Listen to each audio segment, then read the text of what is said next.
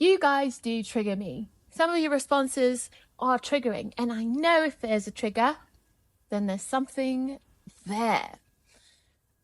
Welcome.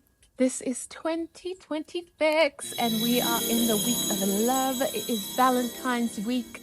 I'm spending it single. I am okay with that. It's fine. I don't have any drama in my life. Not to say that men are drama. I am the drama. We all know this. That first video that I posted, by my standards, went absolutely viral. And it was the first YouTube video. I talked about failure and how I'm here to learn from my failure. And because I've failed so much, there's so much. Shut up. Look, most of everyone kind of got where I was going with talking about it in retrospect in an attempt to extract the lesson, right, from the said failure. However, then last week I posted another video about my past. It was kind of centered around healing and wellness and just healing and unprogramming. And I was just watching myself and I was like, yeah, no, we're done. Yeah, I'm done. I am done with the healing. I am done with the unprogramming for now, right? I feel like healing has a few stages and we'll get into that. But at the same time, you are fucking yourself if then healing and fixing yourself is an ongoing thing. It's kind of like the problem I have with talk therapy. I've always, since undergrad, I've been in and out of therapy for different reasons. And then at some point it just becomes redundant, innit? And I know people who've been in therapy literally their whole lives, like literally since they could start talking. And I'm like, why doesn't it end? Why is it ongoing? Why is it in perpetuity? Because surely a therapy is something you go to heal, to eventually overcome. But anyway, that's the problem I have with talk therapy, is that it just seems to be never ending. And I'm still reconciling how this all fits into my meditation, because I do think that, like, you're not always healing in meditation, right? Sometimes you're just connecting to spirit. Sometimes you're talking to God. Sometimes you're creating. Sometimes you're just recalibrating. Sometimes you're healing a physical ailment. I obviously was healing a mental ailment, multiple mental ailments. And at some point, we need to move on. And I realized through watching specifically the first and the last YouTube video that there was a part of me that was now identified with the person that needs fixing. If I'm constantly fix, then there'll always be something to fix. And I'm kind of sick of it, right? I think there's two schools of thought that I've identified. And I think both are equally valid. So I'm going to talk about them both. I think the first one is acknowledging that healing has to take place.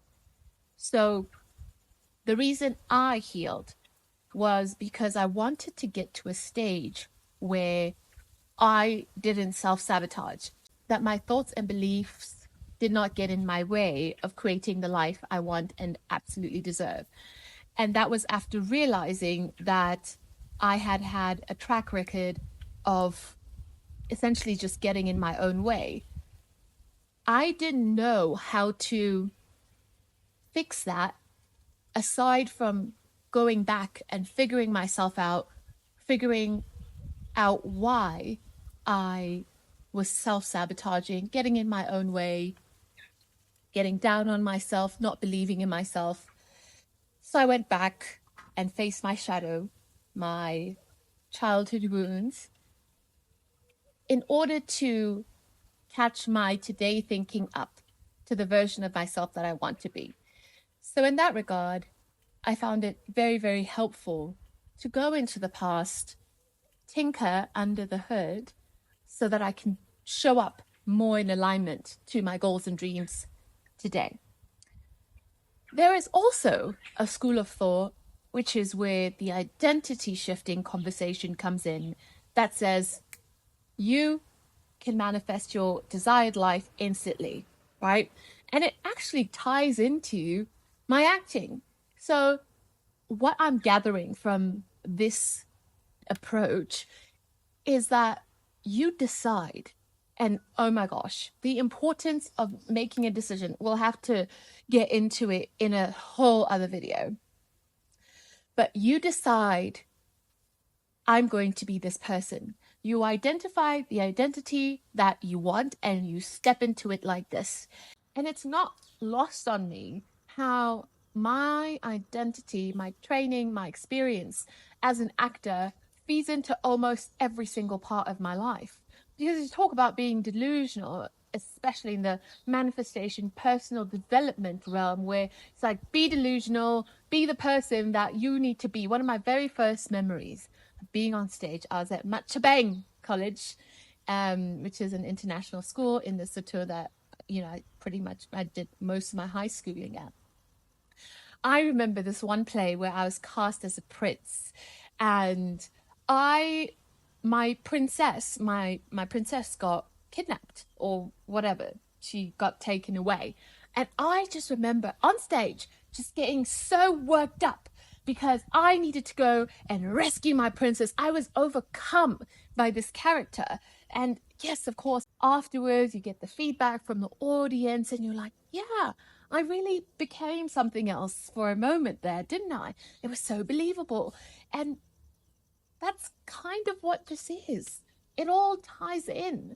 This identity shifting, getting into that me that is rich and healthy and loved and safe, that is worthy, that is deserving, that is accessible to me right here and right now. And it's really my choice whether I decide to step into that character or step into another one, right? And they all serve us. It's just that we have free will. You can choose. Be the actor. Method acting. I mean, everyone says so all the time, and it's crazy because I like watch someone so successful be like, yeah, I learned how to do this because I came across this method that actors use, and it's called method acting, and I decided that I wanted to be this billionaire chick, and I just did the method acting thing, and now I'm that person. I'm like, why am I not using this for myself? I have all the skills. I have all the tools. I had the delusion thinking that these niggas were really in love with me. So why can't I be deluded into thinking that I'm a millionaire, a multimillionaire? So let's just get our delusions right. You're deluded into thinking he's going to call you back. How about you delude yourself into a Bentley, into a successful business, into a healthy body, into a fitter body, into a sober body, into a person that actually follows through with your word? How about we delude ourselves into that? My understanding of the creation process is that you become the future version of you, the version of you that has everything they want in the now. That is my understanding of the creation process. That is what I understand you do in prayer, especially if you're asking for something. That's what I understand you're doing in creation when you are tuning into new potentials. You're stepping into that role, even if it's just for the duration of the prayer or of the meditation or of the visualization. You're stepping into that belief. You're stepping into that state of being. And because it's happening now, it is happening. We can talk about timelines and how this reality exists in another metaverse. However, for your brain, it's happening in the here and now. Your brain can't tell the difference between what is imagined or seen in your mind's eye and what is seen in three-dimensional reality that you can taste, touch, smell, see. But it's all happening in the now. So my understanding of the identity shift is that you are living in that now over and over again. Like, not just in your prayers or not just in your meditation, you are living in that prayer as much as you can every single second of every single day. And a little bit of brain science for you, because I'm a bit of a nerd when it comes to this, is that you have your reticular activating system that is at the base of your brain, and it basically filters what your brain processes as reality. So the more images that I feed to my brain of this new identity of mine, whether it's in my mind's eye or changing up my environment, my reticular activating system will then prime itself to give me more of that feedback in what I'm seeing in three-dimensional reality. Essentially, this is how we create our own reality. So you have the one side that is healing all your trauma, going back, facing your past so that you can update your thoughts and beliefs so that you can create without self-sabotage. And then the other side is, I just make a decision, step into the identity, and then everything else will fall into place. Now, these are, I think, very valid approaches to creating the life that you want. However, I also think, for me at least, that I struggled to hold that frequency for long enough. So I needed to go back and heal what was happening in the past, which was still playing out in my brain today, which was making my decision to become this different identity difficult to hold. That's what I'm trying to say. If you are one of those kinds of people that can literally step into an identity and like hold it and be completely delusional about it and not get in your own way, absolutely, you're going to create your dream life. And I feel like that's what I'm stepping into right now. But I had to go through stages. So I would say, look, there's like 4 stages to learning. I don't know who came up with this. I came across it actually when I was still at NYU grad acting. One of my voice teachers actually shared this, but like the process of learning, you go from being unconsciously incompetent, which is, you know, the saying, ignorance is bliss. Sure, it is to some extent, but I do feel like you feel the itch. You feel like, something's wrong. This is not serving me. But for a while, I was unconsciously incompetent, which basically means you just don't know what you don't know. You're kind of like bobbing through life, trying to figure it out. Not even trying to figure it out. Not even knowing that you have shit to figure out. So I was there for a long time. I think a lot of us are there for a long time. And then you hit your early to mid 30s, and you're like, why am I still playing out this bullshit? Like, what the fuck is going on? It's me. Is it me? Am I the drama? Type thing. So you go from unconsciously incompetent, then you go to consciously incompetent. It hurts. Then consciously competent, then unconsciously competent. I'll elaborate on these a little bit. So unconsciously incompetent, I think I've spoken about that. You don't know what you don't know. You're kind of just bobbing through life, fast asleep. Maybe every now and again a thought occurs to you like, why does this shit keep happening to me? But for the most part, you just keep on keeping on, right? And then being consciously incompetent. Now, that is, for me, that is one of the most painful parts. Oh man, I remember stepping into like full-blown relationships, literally a day after a massive breakup, meeting someone else and just being like, oh, are you my dad? Are you my daddy? Insane. I can tell you at least 2 times I did this, where I got out of a big breakup, my divorce, separation being one of them, and literally the next day, or within the next 48 hours, there was some other person, and I was just like, are you my prince? Are you gonna rescue me? Oh, you know, sometimes you just have to have a moment for yourself, a moment of forgiveness, a moment of just being kind to yourself. I think at this point, maybe I was in between the unconsciously incompetent and consciously incompetent, because it wasn't lost on me the speed with which I moved on to the same thing, different faces, but the similarity of the endings I could sense, I could observe to some extent.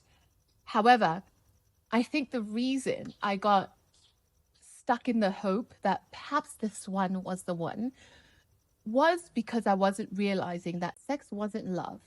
And so when you're in that stigmatization, let's be real, when you're in that rose tinted energy bubble of hormones, we talked about this last week, I thought it was spiritual.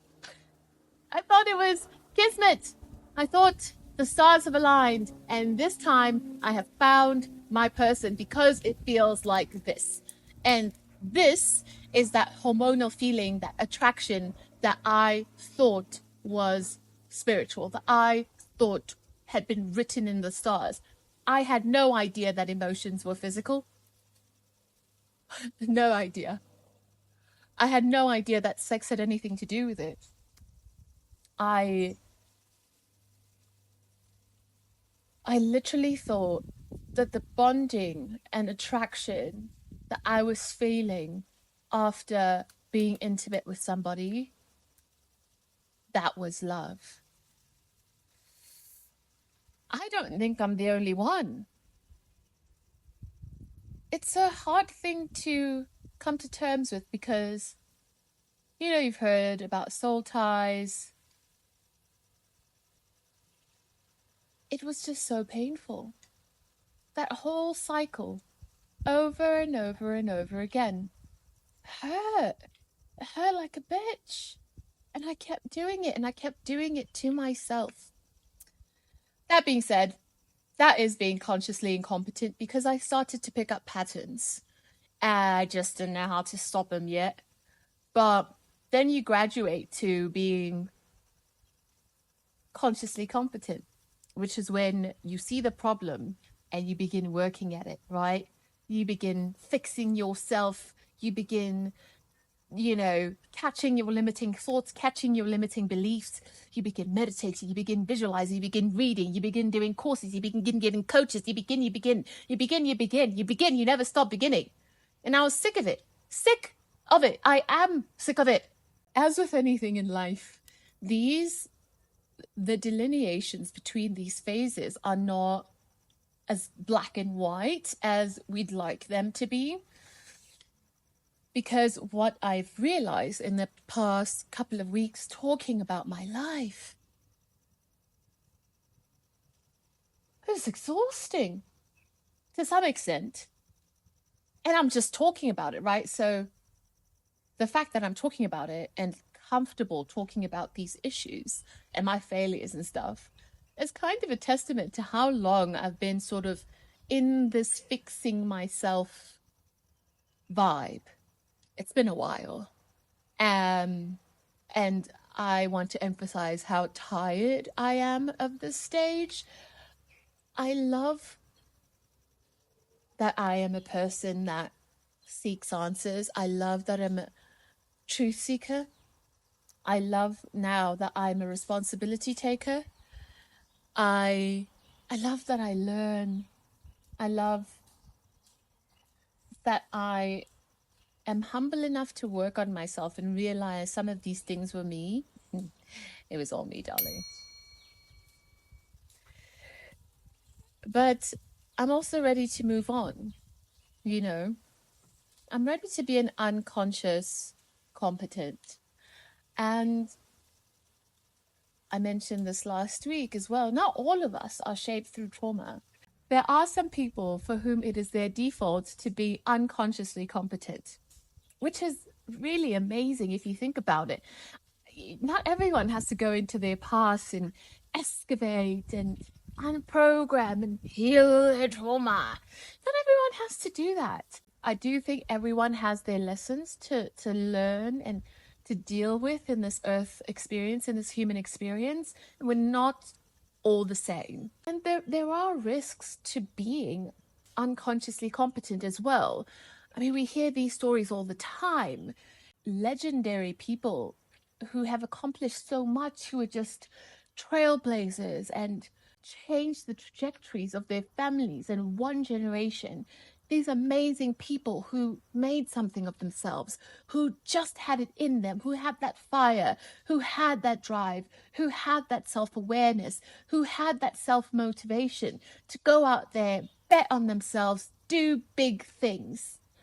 But then you look at their kids, they were unable to translate what they inherently knew to their kids. They couldn't transfer it, rather, to their children. And Bob Proctor talks about this all the time.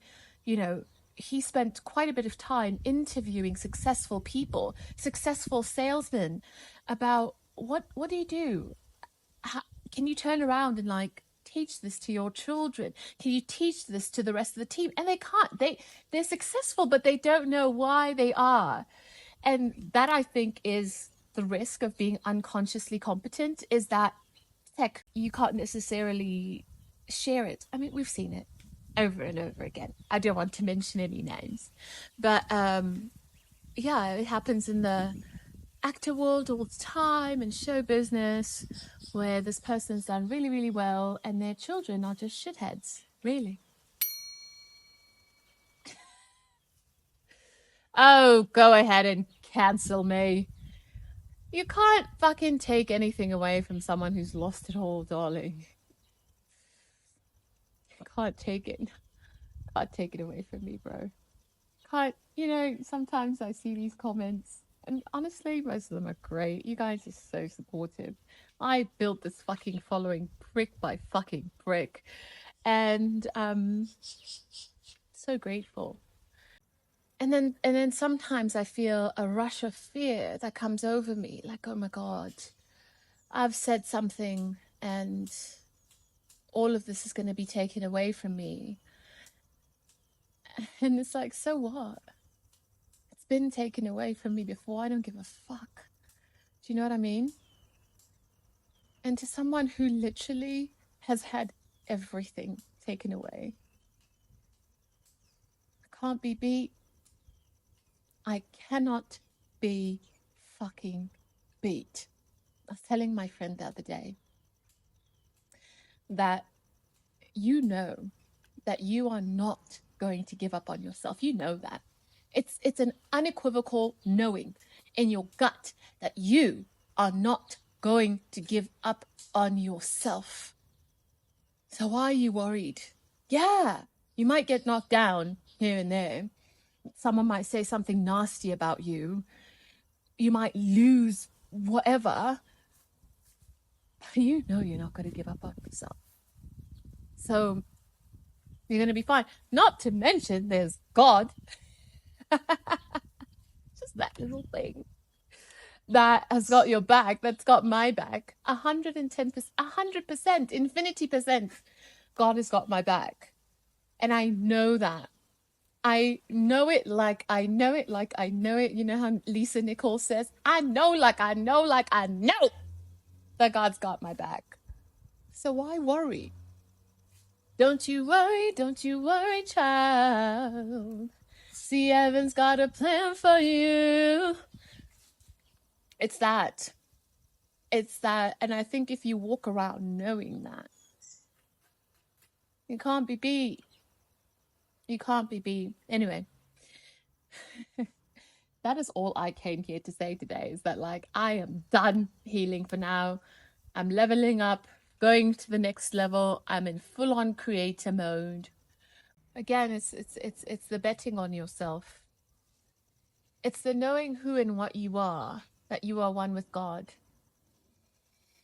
And that, if that connection is solid, which for me it's the most solid that it's ever been, and it keeps on getting solider almost every day, I know he's listening.